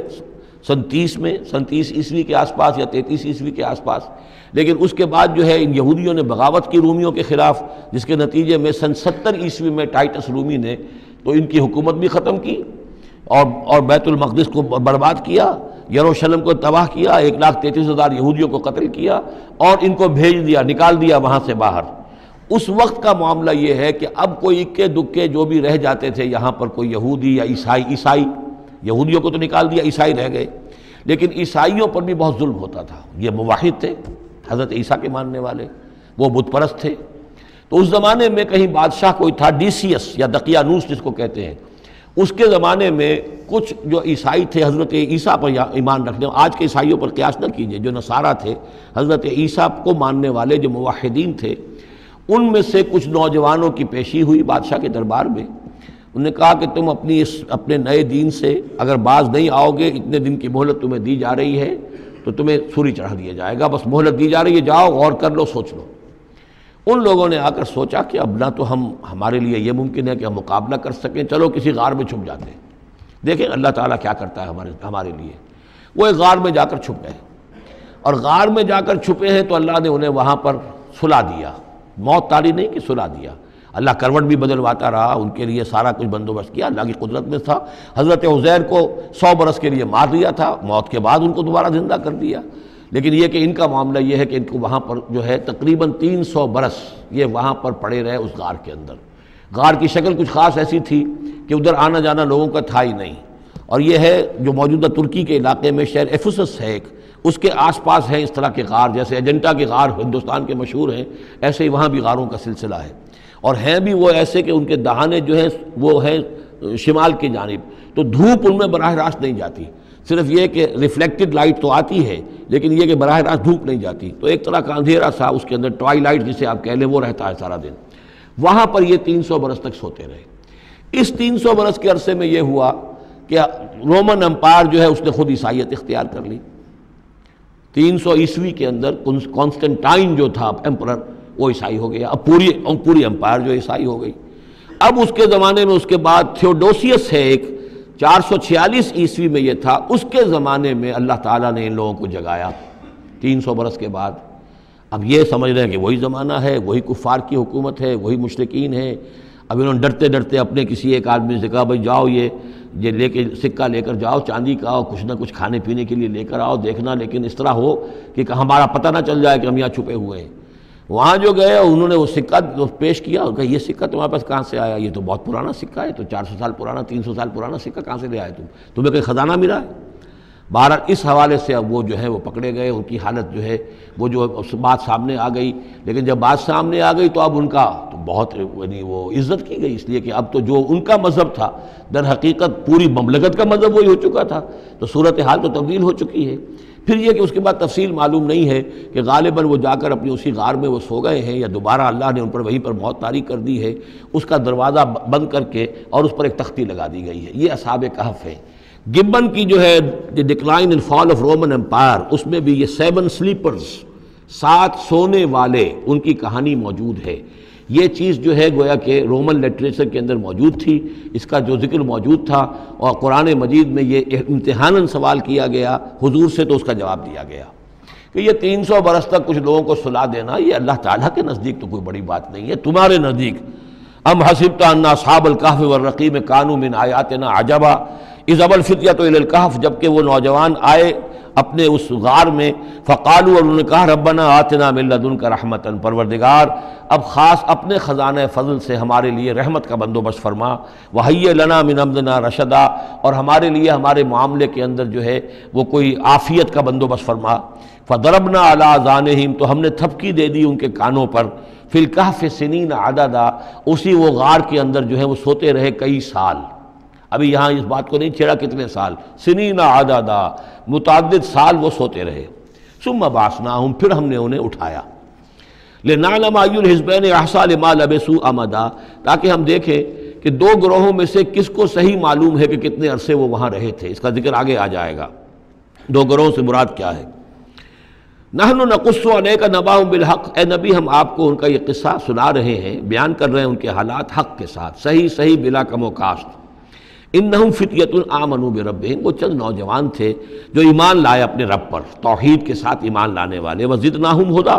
اور ہم نے ان کی ہدایت میں اور اضافہ فرمایا، وربطنا علی قلوبہم، ہم نے ان کے دلوں کو ڈھارس دی، مضبوطی دی، دلوں کے اندر ثبات پیدا کر دیا، اذ قاموا، جب وہ بادشاہ کے دربار میں کھڑے ہوئے، اور جیسے کبھی حضرت ابراہیم علیہ السلام نے بات کی تھی اسی طرح ڈٹ کر انہوں نے بات کی، اذ قاموا فقالوا، اور انہوں نے کہا ربنا رب السماوات والارض، ہمارا رب تو وہ ہے جو آسمانوں اور زمین کا رب ہے، ہم کسی اور رب کو ماننے کے لیے تیار نہیں، کسی اور دیوی کو، کسی دیوتا کو، کسی بت کو ہم ماننے کو تیار نہیں۔ لن ندعو من دونہ الہا لقد قلنا اذا شططا، ہم اس کے ایک الہ کے سوا کسی اور کو پکارنے کے لیے تیار نہیں ہیں، ہم نے اگر ایسی کوئی بات کہی تو یہ تو عقل سے بہت دور کی بات ہو جائے گی۔ ہؤلاء قوم اتخذوا من دونہ آلہہ، یہ جو ہماری قوم ہے اس نے اس بہت سے آلہہ جو ہیں اختیار کر لیے ہیں اللہ کے سوا، انہوں نے اختیار کر لیے ہیں بہت سے آلہہ اس کے سوا، لولا یاتون علیہم بسلطان بین، تو کیوں نہیں وہ پیش کرتے ان کے اوپر کوئی دلیل، کوئی سند، کوئی اللہ کی طرف سے اتاری ہوئی سند ہو، کوئی آسمانی کتاب ہو۔ فمن ازلم ممن افترى علی اللہ کذبا، تو کون ظالم ہوگا اس شخص سے بڑھ کر کہ جس نے اللہ تعالیٰ کی طرف جھوٹ گھڑ کر منسوب کر دیا۔ تمہارے لیے اب مہلت صرف چند دن کی ہے، اس میں تم فیصلہ کر لو، اگر تم اپنے دین سے واپس نہیں پھرو گے اور ہمارے دین میں واپس نہیں آؤ گے، اپنے دین کو چھوڑ کر نئے دین کو، تو تمہیں ہم ہلاک کر دیں گے۔ اب یہ وہاں سے جا کر مشورہ کر رہے ہیں، وَإِذْ اعْتَزَلْتُمُوهُمْ، اور دیکھو جب تم نے اب ان سے اپنے آپ کو علیحدہ کر لیا ہے، وَمَا يَعْبُدُونَ إِلَّا اللَّهَ، اور ان ہستیوں کو بھی تم نے چھوڑ دیا جن کی وہ پرستش کرتے ہیں اللہ کے سوا، فَآوُوا إِلَى الْكَهْفِ، تو اب آؤ کسی کھو میں، کسی غار میں پناہ لے لیں، يَنشُرْ لَكُمْ رَبُّكُم مِّن رَحْمَتِهِ، تمہارا رب تمہارے لیے وہاں کوئی رحمت کا سامان کر دے گا، وَيُهَيِّئْ لَكُم مِّنْ أَمْرِكُم مِّرْفَقًا، اور تمہارے معاملے کے اندر اللہ تعالیٰ خاص اپنی طرف سے کوئی نرمی اور کوئی آسائش کا سامان پیدا فرما دے گا۔ وَتَرَى الشَّمْسَ إِذَا طَلَعَت تَزَاوَرُ عَنْ كَهْفِهِمْ ذَاتَ الْيَمِينِ، اور تم دیکھو کہ سورج جب طلوع ہوتا تھا تو وہ ان کی اس غار سے کنی کتراتا ہوا داہنی طرف نکل جاتا تھا، یعنی براہ راست دھوپ جو ہے اس میں نہیں آتی تھی۔ وَإِذَا غَرَبَتْ، جب ڈوبتا تھا، تَقْرِضُهُمْ ذَاتَ الشِّمَالِ، تو بھی وہ کنی کترا جاتا تھا بائیں طرف، تو گویا کہ سورج جو ہے یوں جا رہا ہے اور اس غار کا جو منہ ہے وہ شمال کی طرف ہے، لہذا براہ راست جو ہے داہنی طرف سے ہو کر بائیں طرف سے ہو کر سورج نکل گیا، دھوپ جو ہے براہ راست اس پر نہیں آ رہی۔ اسی اصول پر آج کل جو بڑی بڑی بلڈنگز بنتی ہیں جو کارخانوں کی اور ملز کی، اس میں یہ نارتھ لائٹ شیلز بنائے جاتے ہیں، ایسے شیل روف کی ہوتے ہیں کہ جس میں پھر جو روشنی جو ہے وہ نارتھ کی طرف سے لیتے ہیں، کیونکہ ہمارے ہاں جو سورج ہے وہ کبھی بھی نارتھ میں نہیں جاتا، لہذا جو ہے سورج براہ راست کبھی نہیں آئے گا بلکہ انڈائریکٹ لائٹ آئے گی۔ وَهُمْ فِي فَجْوَةٍ مِّنْهُ، اور وہ جو اس غار تھی اندر سے کھلی تھی، اس کھلی غار کے اندر جا کر وہ لیٹ گئے، سو گئے۔ ذَلِكَ مِنْ آیاتِ اللّہ، یہ اللہ کی نشانیوں میں سے ہے، مَن يَهْدِ اللّٰهُ فَهُوَ الْمُهْتَدِ، جس کو اللہ ہدایت دیتا ہے وہی ہے کہ جو ہدایت یافتہ ہوتے ہیں، وَمَن يُضْلِلْ فَلَن تَجِدَ لَهُ وَلِيًّا مُرْشِدًا، اور جس کو اللہ تعالیٰ گمراہ کر دے، جس کی گمراہی کا فیصلہ فرما دے، پھر اس کے لیے تم نہیں پاؤ گے کوئی بھی جو حمایتی ہو، مددگار ہو، اس کو راہ پر لانے والا۔ وَتَحْسَبُهُمْ أَيْقَاظًا، صورتحال ایسی تھی کہ تم اگر اس کو دیکھتے تو یہ سمجھتے کہ وہ جاگ رہے ہیں، وَهُمْ رُقُودٌ، حالانکہ وہ سو رہے ہیں۔ وَنُقَلِّبُهُمْ ذَاتَ الْيَمِينِ وَذَاتَ الشِّمَالِ، ہم ان کو کروٹیں بھی دلواتے رہے، داہنی طرف بھی بائیں طرف بھی، تاکہ یہ کہ وہ بیڈ سورز نہ ہو جائیں، ہم جدید اصطلاح میں اگر استعمال کریں تو کروٹ بھی دلوا رہا ہے اللہ تعالیٰ کو ہر قدرت حاصل ہے، اس کے فرشتے معمور ہیں جو کر رہے ہیں، نرسنگ بھی ہو رہی ہے۔ ذات الشمال وکلبہم باسط ذراعیہ بالوسید، ان کا ایک کتا بھی تھا جو اپنے دونوں ہاتھ پھیلا کر، دونوں اگلے جو ہیں پاؤں جو ہاتھ اس کو سمجھیے، وہ اس کے کوئی بہت ہی خونخوار قسم کا کتا تھا جو اس غار کے منہ پر اپنے دونوں ہاتھ پنجے آگے پھیلا کر بیٹھا ہوا ہے زور سے۔ اس کا نتیجہ کیا نکلتا تھا؟ لو اطلعت علیہم، اگر اچانک تمہارا کہیں وہاں گزر ہو جائے، لولیت منہم فرارا ولملیت منہم رعبا، تو وہاں سے تمہارے اوپر رعب طاری ہو جائے، خوف طاری ہو جائے، اور وہاں سے تم بھاگو، کہ بڑا بھیانک منظر ہے، ایک کہف ہے، اندر اندھیرا ہے، اور آگے جو ہے بڑا کوئی ٹیریئر بل قسم کا کتا جو ہے وہ بیٹھا ہوا ہے، خوفناک قسم کا، اور اس نے اپنے پنجے بھی آگے کیے ہوئے ہیں۔ وَلَمُلِئْتَ مِنْهُمْ رُعْبًا وَكَذَلِكَ بَعَثْنَاهُمْ، اسی طرح پھر ہم نے انہیں ایک وقت میں اٹھایا، لِيَتَسَاءَلُوا بَيْنَهُمْ، تاکہ وہ آپس میں ایک دوسرے سے سوال کریں۔ قَالَ قَائِلٌ مِّنْهُمْ كَمْ لَبِثْتُمْ، ان میں سے ایک نے کہا کتنے عرصے یہاں ہم رہے ہوں گے، کیا خیال ہے آپ کا؟ قَالُوا لَبِثْنَا يَوْمًا أَوْ بَعْضَ يَوْمٍ، انہوں نے کہا کہ ہم رہے ہوں گے ایک دن یا دن کا کچھ حصہ، تھوڑی سی نیند ہم نے لی ہے، استراحت کی ہے، اور کیا کیا ہے۔ قَالُوا رَبُّكُمْ أَعْلَمُ بِمَا لَبِثْتُمْ، کچھ اور تھے، انہوں نے کہا چھوڑو اس بات کو، اللہ تمہارا جانتا ہے کتنی دیر رہے، 2 گھنٹے رہے، 2 دن رہے، کیا پتہ، ہمیں کیا معلوم۔ فَابْعَثُوا أَحَدَكُمْ بِوَرِقِكُمْ هَٰذِهِ، تو لو یہ چاندی کا سکہ، ورق جو ہے چاندی کو کہتے ہیں، تو اس کو دے کر ایک آدمی کو بھیجو الی المدینۃ، شہر کی طرف، فَلْيَنظُرْ، وہ دیکھے، أَيُّهَا أَزْكَىٰ طَعَامًا، کہاں سے کوئی پاکیزہ خوراک مل سکے۔ ظاہر بات ہے کہ وہ ان کا جو تصورات تھے، موحد بھی تھے تو وہ پاکیزہ کھانا بھی چاہتے تھے۔ أَيُّهَا أَزْكَىٰ طَعَامًا فَلْيَأْتِكُم بِرِزْقٍ مِّنْهُ، تو اس میں سے کچھ ہمارے لیے راشن لے آئے۔ وَلْيَتَلَطَّفْ، اور دیکھے کہ وہ نرمی کرے، کسی سے جھگڑ نہ پڑے، کہیں کسی سے جھگڑ پڑا اور جھگڑنے کی وجہ سے پھر کوئی شکل ہو جائے تو ہم تک لوگ پہنچ جائیں، تو بڑی نرمی کے ساتھ وہ معاملہ کرے۔ یہ ولیتلطف نوٹ کر لیجئے، یہ تعداد حروف کے اعتبار سے قرآن مجید کا نصف ہے۔ ولیتلطف کا تے نصف اول میں ہے، لام یہ نصف ثانی میں ہے، یہ نصف ہے تعداد حروف، الفاظ نہیں، حروف، الفابیٹس جو ہیں، جو حروف کی گنتی کی گئی ہے اس کے اعتبار سے یہ ٹھیک نصف ہو گیا، آدھے حروف اس کے تا پر پورے ہو گئے اور بقیہ آدھے جو ہیں شروع ہو رہے ہیں لام سے۔ وَلْيَتَلَطَّفْ، اور نرمی کا معاملہ رکھے، وَلَا يُشْعِرَنَّ بِكُمْ أَحَدًا، اور ایسا نہ ہو کہ وہ ہمارے اوپر متنبع کر دے، لوگوں کو مطلع کر دے، اس کا ذریعہ بن جائے۔ إِن يَظْهَرُوا عَلَيْكُمْ، اگر وہ تمہارے اوپر غالب آ گئے اور قابو پا لیا انہوں نے تم پر، يَرْجُمُوكُمْ، یا تو تمہیں رجم کر دیں گے، اب سنسار کر دیں گے، او يعيدوكم في ملتهم، یا تمہیں مجبور کریں گے اور اپنی ملت میں، اپنے دین میں وہ واپس لے جائیں گے۔ ولن تفلحوا اذا ابدا، اور اگر ایسا ہو گیا تو پھر ہمیشہ کہ تم فلاح سے دور ہو جاؤ گے، پھر نہیں پا سکو گے فلاح کبھی بھی۔ وکذالک اثرنا علیہم، اس طرح ہم نے مطلع کر دیا ان لوگوں پر، یعنی اب وہاں کے لوگوں نے، شہر کے لوگوں کو مطلع ہو گئے کہ یہ لوگ، ظاہر بات ہے کہ بڑا ایک چرچا ہو گیا ہوگا یہ کون ہے۔ اب اس نے بات بتائی، پھر وہ آئے تو معلوم ہوا کہ ہاں واقعتاً کہ ان کے حالات، کوئی 7 آدمی ہوتے تھے ایک زمانے میں، اور وہ کہیں روپوش ہو گئے تھے، گم ہو گئے تھے، کہیں نہیں ملے تھے، پوری مملکت میں تلاش کیا گیا تھا، پھر ان کے حالات ایک تختی کے اوپر لکھ کر جو ہیں وہ خزانے میں رکھ دیے گئے تھے، وہ تختی کہیں نکلوائی گئی، 300 برس سے زائد پرانی بات تھی، اس کے اوپر وہ قصہ پورا کا پورا لکھا ہوا مل گیا، تو وہ ساری چیز جو ہے وہ بات کھل گئی۔ وَكَذَلِكَ عَثَرْنَا عَلَيْهِمْ، اور اس طرح ہم نے یہ بات ظاہر کر دی ان پر، لِيَعْلَمُوا، اب اس سے کیا کیا چیزیں واضح ہوئیں؟ ان وعد اللہ حق وان الساعۃ لا ریب فیہا، اللہ کا وعدہ سچا ہے اور یہ کہ قیامت کے بارے میں کوئی شک نہیں ہو سکتا، آتیۃ لا ریب فیہا، وہ آ کر رہے گی۔ اس لیے کہ جب 300 برس تک ایک آدمی سویا رہ سکتا ہے اور پھر وہ اٹھ گیا تو کیا مشکل ہے اللہ کے لیے کہ وہ جو مر چکے ہوں ان کو دوبارہ زندہ کر دے۔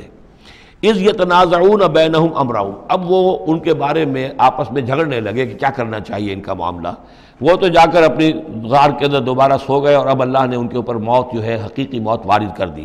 اب کیا کرنا چاہیے؟ اذ یتنازعون بینہم امرہم، تو انہوں جب کہ وہ آپس میں جھگڑ رہے تھے، فقالوا ابنوا علیہم بنیانا، کچھ لوگوں نے کہا کہ یہاں پہ ایک یادگار تعمیر کر دی جائے، ایک عمارت تعمیر کی جائے، معلوم ہو کہ یہاں اتنا بڑا واقعہ ہوا ہے تو اس کے پاس ایک یادگار تعبیر ہو۔ ربہم عالم بہم، ان کا رب ان سے اب بہتر واقف ہے۔ قال الذین غلبوا علی امرہم، تو جن لوگوں کی بات مانی گئی، جو غالب آئے اپنی رائے کے اعتبار سے، انہوں نے یہ کہا لنتخذن علیہم مسجدا، کہ اب ہم یہاں پر ایک مسجد تعمیر کریں گے ان کی یاد میں۔ اب یہاں تک کا واقعہ بیان کر کے فرمایا سیقولون ثلاثۃ رابعہم کلبہم، یہ لوگ کہیں گے کہ وہ 3 تھے اصحاب کہف اور چوتھا تھا ان کا کتا۔ وَيَقُولُونَ خَمْسَةٌ سَادِسُهُمْ كَلْبُهُمْ، اور کچھ یہ کہیں گے کہ نہیں وہ 5 تھے اور چھٹا تھا ان کا کتا۔ رجمم بالغیب، یہ ساری باتیں جو یہ کہہ رہے ہیں یہ اندھیرے کے اندر ٹامک ٹوئیاں ہیں، یہ تیر تکے چلا رہے ہیں اندھیرے کے اندر۔ وَيَقُولُونَ سَبْعَةٌ وَثَامِنُهُمْ كَلْبُهُمْ، اور ان میں سے کچھ وہ بھی ہیں جو کہتے ہیں کہ وہ 7 تھے اور 8واں ان کا کتا تھا۔ قُلْ رَبِّي أَعْلَمُ بِعِدَّتِهِمْ، کہہ دیجئے کہ میرا رب زیادہ بہتر جانتا ہے کہ ان کی تعداد کتنی تھی۔ مَا يَعْلَمُهُمْ إِلَّا قَلِيلٌ، نہیں جانتے اس چیز کو مگر بہت کم لوگ۔ یہاں قرآن مجید نے صراحت تو نہیں کی، لیکن مفسرین کا کہنا یہ ہے کہ بٹوین دی لائن بتا دیا کہ یہی رائے صحیح ہے، اس لیے کہ ثلاثۃ رابعہم کلبہم، خمسۃ سادسہم کلبہم، درمیان میں واو نہیں ہے، لیکن سبعۃ وثامنہم کلبہم اس کے اندر جو ہے زور ہے۔ دوسرے یہ کہ جب وہ جاگے تھے تو ایک نے سوال کیا تھا کتنے دن ہم رہے ہوں گے، پھر جواب میں 3 نے کہا تھا 1 دن، یا اس کا کچھ حصہ اس لیے کہ 3 سے کم پر جمع کا اطلاق نہیں ہو سکتا۔ قالو جو ہے صیغہ جمع کا ہے، 3 سے کم پر نہیں، 2 ہوتے تو قالا ہوتا۔ اسی طریقے سے پھر جنہوں نے یہ کہا کہ چھوڑو اس مسئلے کو اور کسی کو بھیجو کھانا لانے کے، وہ بھی کم سے کم 3 تھے، اس لیے کہ وہ بھی قالو کے لفظ کے ساتھ ہے، تو 3 جمع 3 اور ایک پوچھنے والا، وہ 7 بن گئے۔ ویسے یہ کہ گبن کی کتاب میں بھی میں نے آپ کو بتایا 7 سلیپرز، یہ گویا کہ ان کی ہاں بھی جو ٹریڈیشنز ہیں ان کی روایات جو تاریخی چلی آ رہی ہیں، ان میں یہ کہانی کے طور پر یہ چیز موجود ہے ان کے لٹریچر کے اندر۔ تو گویا کہ اللہ نے تائید اسی کی ہے، لیکن یہ کہ اس میں جھگڑنے کی ضرورت کیا ہے؟ فلا تمہارے فیہم الا مراء ظاہرا، تو اس معاملے کے اندر اے نبی آپ ان سے کچھ زیادہ جھگڑیے مت۔ ولا تستفت فیہم منہم احدا، اور نہ ہی ان چیزوں کے بارے میں ان میں سے کسی سے پوچھیے، اس لیے کہ یہ چیزیں ایسی نہیں ہیں، اسی میں ہمارے لیے ہدایت ہے۔ جو چیز دینی اعتبار سے اہم نہ ہو، اور جو خاص طور پر جو ہمارے لیے جو اصل مسئلہ اس وقت ہے اقامت دین کی جد و جہد، اصل مسئلہ، اس کے اعتبار سے جس کی اہمیت نہ ہو، اس کے بارے میں زیادہ چھان بین کرنا، زیادہ بحث و نظام میں پڑھنا جو ہے وقت ضائع کرنا ہے، بلکہ وہ اپنی اس جد و جہد کو نقصان پہنچانے والی بات ہے۔ فلا تمہارے فیہم الا مراء ظاہرا ولا تستفت فیہم منہم احدا ولا تقولن لشیء، یہ بہت اہم واقعہ آ رہا ہے یہاں۔ اس واقعے میں حضور صلی اللہ علیہ وسلم سے ایک سہو ہو گیا تھا۔ جب یہ سوالات کیے گئے تو حضور نے فرمایا ٹھیک ہے میں اس کا جواب دے دوں گا، تم آنا۔ اور یہ کہ انشاءاللہ نہیں کہا، کل تم آنا میں تمہیں جواب دے دوں گا، انشاءاللہ نہیں کہا، صاف ہو گیا، غلطی ہو گئی۔ لیکن یہ کہ اللہ تعالیٰ نے جن کے جتنے رتبے بلند ہوتے ہیں پھر ان کی سختی بھی اتنی ہوتی ہے، جن کے رتبے ہیں سوا، ان کی سوا مشکل ہے۔ ہم عام طور پر یہ باتیں کہتے رہتے ہیں ہمارے لیے اللہ نے کیا گرفت کرنی ہے کہ ان کی کوئی حیثیت ہی نہیں، کوئی مقام ہی نہیں، لیکن یہ کہ جو بلند مقام والا ہو اور وہ بغیر انشاءاللہ کہہ دے کہ کل یہ ہو جائے گا اور انشاءاللہ نہ کہے تو اس پر پھر گرفت ہو گئی۔ تو حضور کی کئی دن گزر گئے کہ جبرائیل نہیں آئے، اور آپ کے لیے پھر ایک مشکل پیدا ہو گئی، گویا کہ مخالفین نے تالیاں پیٹنی ہوگی کہ لو بس فیل ہو گئے، ناکام ہو گئے اس امتحان کے اندر، جو ہے وہ تو اب یہ کامیاب نہیں ہو پائے۔ اس کے بعد جبرائیل آئے، یہ واقعات بھی لے آئے، ساتھ ہی یہ ہدایت بھی لائے۔ وَلَا تَقُولَنَّ لِشَيْءٍ إِنِّي فَاعِلٌ ذَلِكَ غَدًا، دیکھیے کبھی نہ یہ کہیے گا کہ یہ کام میں کل ضرور کر دوں گا، إِلَّا أَن يَشَاءَ اللَّهُ، مگر اس استثناء کے ساتھ اگر اللہ نے چاہا۔ یہ ہماری تہذیب کے اب یوں سمجھیے کہ کچھ کلمات ہیں سماجی، ہمارے ثقافت کے، ان کے اندر جو ہے توحید کی روح جو ہے وہ کوٹ کوٹ کر بھری ہوئی ہے۔ کوئی اچھا منظر دیکھا، سبحان اللہ، یعنی یہ کہ اس منظر میں کچھ نہیں ہے، اصل میں حسن اللہ کا ہے۔ پھول دیکھا، سبحان اللہ، پھول کی تعریف نہیں کر رہے ہیں، اب بنانے والے کی تعریف ہے جس نے اتنا عمدہ پھول بنایا ہے۔ کوئی آپ کو کوئی تکلیف رفع ہوئی، کوئی ضرورت پوری ہوئی، الحمدللہ، بھوک لگی ہوئی تو کھانا کھایا، الحمدللہ، تعریف اللہ کے لیے۔ کوئی چیز آپ اپنے گھر میں داخل ہوئے، منظر اچھا لگا، بچے کھیل رہے ہیں، بڑا اچھا ماحول ہے، کہیے ماشاءاللہ ماشاءاللہ، جو اللہ کو پسند ہے۔ یہ جو کچھ ہے وہ اللہ کی مشیت سے ہے، یہ کوئی میری صلاحیت سے، میری قوت سے تو نہیں ہے۔ اسی طرح سے کوئی کام کرنا، انشاءاللہ میں یہ کام کرنا تو چاہتا ہوں، ارادہ تو ہے، لیکن ظاہر بات ہے کہ اللہ تعالیٰ کی مشیت کے بغیر، اللہ کی مرضی اور اذن کے بغیر تو نہیں ہو سکتا۔ تو یہ بھی گویا کہ، اور یہ سارے کلمات اس صورت میں آپ کو مل جائیں گے، ماشاء اللہ، انشاءاللہ، اور اس سے پہلے ہم الحمدللہ سے شروع کر چکے ہیں۔ الحمدللہ الذی انزل علی عبدہ الکتاب ولم یجعل لہ عوجا ولا تقولن لشیء انی فاعل ذلک غدا الا ان یشاء اللہ واذکر ربک اذا نسیت، اور اپنے رب کو یاد کر لیا کیجئے جب آپ بھول جائیں، یعنی یہ کہ اگر کسی وقت بھول جائیں تو پھر جب یاد آ جائے وَاذْكُرْ رَبَّكَ، تو پھر اللہ تعالیٰ کی طرف دھیان لگائیے۔ وَقُلْ عَسَىٰ أَن يَهْدِيَنِ رَبِّي لِأَقْرَبَ مِنْ هَٰذَا رَشَدًا، اور کہیے کہ ہو سکتا ہے کہ میرا رب اس معاملے میں اس سے بہتر راہ کی طرف میری رہنمائی کر دے، یعنی میں یہ کیوں کہوں کہ یہ کام میں کروں گا، ہو سکتا ہے اللہ تعالیٰ جو ہے اس سے بہتر کوئی صورتحال پیدا کر دے۔ لہذا اس معاملے کے اندر بھی کوئی زیادہ جازم ہو جانا نہیں چاہیے، بلکہ معاملات کو تفویض الامر الی اللہ، سپردم بتو مایا خیشرا تو دانی حساب کم و بیشرا، تو اس طریقے سے انسان جو ہے اللہ تعالیٰ کے حوالے کیے رکھے۔ وَلَبِثُوا فِي كَهْفِهِمْ 300 سنین وازدادوا تسعا، اور وہ رہے اپنی اس غار میں 300 برس اور اس کے اوپر 9 سال۔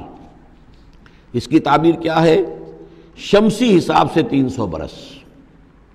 اور یہ 300 برس جو شمسی ہوتے ہیں جو سولر کیلنڈر کے، وہ قمری حساب سے 309 بن جاتے ہیں۔ اس حوالے سے یہ دونوں عدد بالکل صحیح ہے۔ قُلِ اللَّهُ أَعْلَمُ بِمَا لَبِثُوا، کہیے یہ بھی اللہ بہتر جانتا ہے کتنے عرصے رہے، اس میں بھی بحث میں پڑھنے کی ضرورت نہیں۔ لَهُ غَيْبُ السَّمَاوَاتِ وَالْأَرْضِ، اللہ تعالیٰ ہی کے اختیار میں ہے اور اللہ ہی کے علم میں ہے غیب کل کا کل آسمانوں اور زمین کا۔ اب صرف بہی واسمع، کیا ہی عجیب اور اچھا ہے وہ دیکھنے والا، اور کیا ہی اچھا ہے وہ سننے والا، اس کی سماعت، اس کی بصارت کا تم کیا اندازہ کرو گے۔ ما لہم من دونہ من ولی، ان کا کوئی ساتھی اور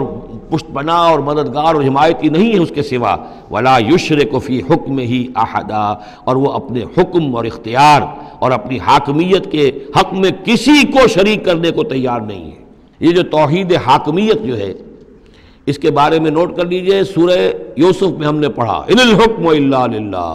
امر اللہ تعبدوا الا ایاہ ذلک الدین القیم۔ سورہ بنی اسرائیل کی آخری آیت میں آیا ولم یکن لہ شریک فی الملک، بادشاہت میں اس کا کوئی شریک نہیں۔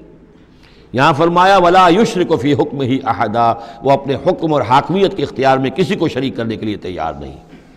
وَاتْلُ مَا أُوحِیَ إِلَیکَ مِن کتاب ربک، اور اے نبی تلاوت کیجئے جو آپ کی طرف وحی کی گئی ہے آپ کے رب کی کتاب میں سے،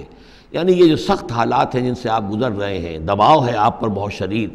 اس میں آپ کے لیے سہارا کیا ہے؟ وَمَا صَبْرُكَ إِلَّا بِاللَّهِ، اور اللہ کے ساتھ اپنا قلبی تعلق اور ذہنی رشتہ قائم کرنے کے لیے سب سے مؤثر ذریعہ کیا ہے؟ قرآن مجید کی تلاوت۔ وَاتْلُ مَا أُوحِیَ إِلَیکَ مِن کتاب ربک، جو بھی آپ کی طرف وحی کیا گیا ہے آپ کے رب کی کتاب میں سے، اس کی تلاوت کرتے رہا کیجئے۔ لا مبدل لکلماتہ، اس کی باتوں کو بدلنے والا کوئی نہیں ہے۔ وَلَن تَجِدَ مِن دُونِہ مُلْتَحَدًا، اور اس کے سوا آپ کو کہیں کوئی پناہ نہیں ملے گی۔ پناہ دینے والا بھی وہی ہے، کوئی اور پناہ نہیں دے سکے گا۔ سختی کتنی بھی ہے جھیلیے، برداشت کیجئے، اس سختی کو آسان بنا سکتے ہیں اللہ کی کتاب کی تلاوت کریے اور کر کے سناتے رہیے اپنے ساتھیوں کو بھی، اسی سے تمہارے اوپر یہ سختیاں جو ہیں ہلکی ہو جائیں گی، ان بھاری چیزوں کو برداشت کرنا آسان ہو جائے گا۔ لیکن جان لیجئے پناہ ملے گی تو اللہ کے دامن میں۔ لن تجد من دونہ ملتحدا واصبر نفسک مع الذین یدعون ربہم بالغداۃ والعشی، اور اپنے آپ کو روکے رکھیے اور صبر کیجئے ان لوگوں کے ساتھ جو اپنے رب کو پکارتے ہیں صبح و شام۔ یہ اگرچہ غرباء میں سے ہیں، یہ بلال ہیں، یہ عبداللہ ابن ام مکتوم ہیں، یہ نابینا ہیں، یہ ابو فقی ہیں، یہ غلام ہیں، یہ عمار ہیں، اور یہ اسی طریقے سے خباب ہیں، لوہار ہیں، یہ لوگ جو ہیں آپ ان کی اس رفاقت کو غنیمت سمجھیے۔ وَاصْبِرْ نَفْسَكَ مَعَ الَّذِينَ يَدْعُونَ رَبَّهُم بِالْغَدَاةِ وَالْعَشِيِّ يُرِيدُونَ وَجْهَهُ، وہ اللہ کی رضا کے طالب ہیں، طلبگار ہیں، اللہ سے محبت کرنے والے ہیں۔ وَلَا تَعْدُ عَيْنَاكَ عَنْهُمْ، اور دیکھیے آپ کی نگاہیں ان سے ہٹ کر ادھر نہ جائیں جن کے پاس دولت ہے۔ انہم ترید زینت الحیات الدنیا، کہیں آپ کی نگاہ ادھر نہ جائے جہاں زیبائش ہے، آرائش ہے، دنیا کی چمک دمک ہے، دولت ہے، آپ ولید بن مغیرہ کی طرف تو متوجہ ہوں اور عبداللہ ابن ام مکتوم کی جانب نہ ہو، معاذ اللہ ایسا نہ کیجیے۔ یہ بالکل وہی بات ہے جو ہم سورہ ہجر میں بھی پڑھ چکے ہیں، وَلَا تَمُدَّنَّ عَيْنَيْكَ إِلَىٰ مَا مَتَّعْنَا بِهِ أَزْوَاجًا مِّنْهُمْ زَهْرَةَ الْحَيَاةِ الدُّنْيَا، یہ جو بھی ہم نے ان کو دے رکھا ہے دنیا کا ساز و سامان، چمک دمک، اس کی طرف آپ کی نگاہیں نہ اٹھیں۔ وَلَا تَعْدُ عَيْنَاكَ عَنْهُمْ، آپ کی نگاہیں ان سے ہٹ کر، انہیں نظر انداز کر کے ان لوگوں کی طرف نہ متوجہ ہو جائیں، ترید و زینت الحیات الدنیا، تو کیا آپ بھی دنیا کی، کہ لوگوں کو یہ گمان ہونے لگے، شک ہو جائے کہ آپ کی نگاہ میں بھی دنیا کی زینت کا جو ہے بہت اس کی اہمیت ہے۔ وَلَا تُطِعْ مَنْ أَغْفَلْنَا قَلْبَهُ عَنْ ذِكْرِنَا، اور مت بات مانیے اس کی جس کے دل کو ہم نے اپنی یاد سے غافل کر دیا ہے، وَاتَّبَعَ هَوَاهُ، اور جو اپنی خواہش نفس کی پیروی کر رہا ہے، وَكَانَ أَمْرُهُ فُرُطًا، اور اس کا کام جو ہے وہ اعتدال سے بہت ادھر ادھر ہو گیا ہے۔ بارک اللہ لی ولکم فی القرآن العظیم ونفعنی وإیاکم بالآیات والذکر الحکیم۔